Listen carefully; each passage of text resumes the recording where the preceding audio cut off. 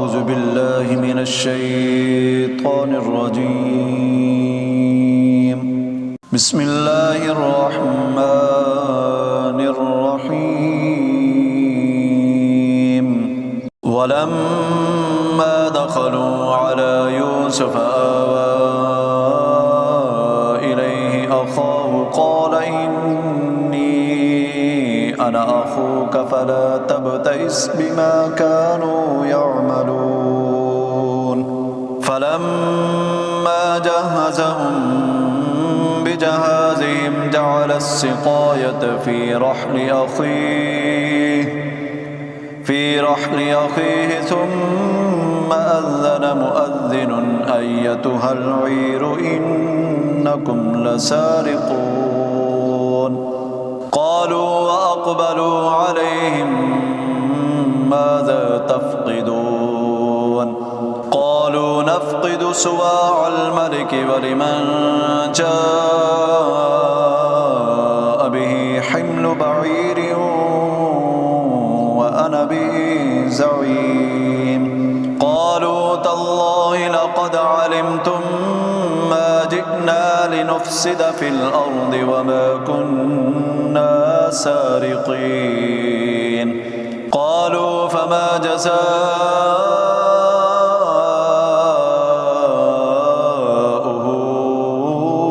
إن كنتم كاذبين؟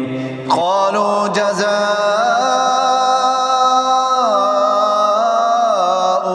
من وجد في رحله فهو جزاؤه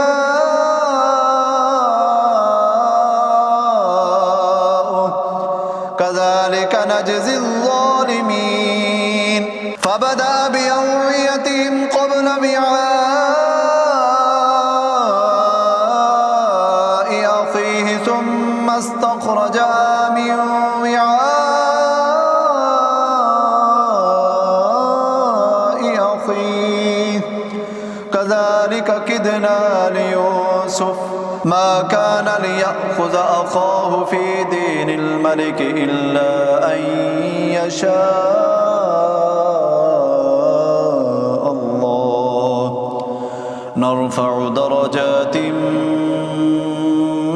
من نشاء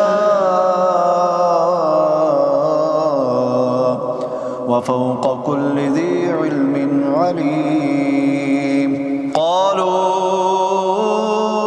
إن يسرق فقد سرق أخ له من قبل فأسرها يوسف في نفسه ولم يبدها لهم قال أنتم شر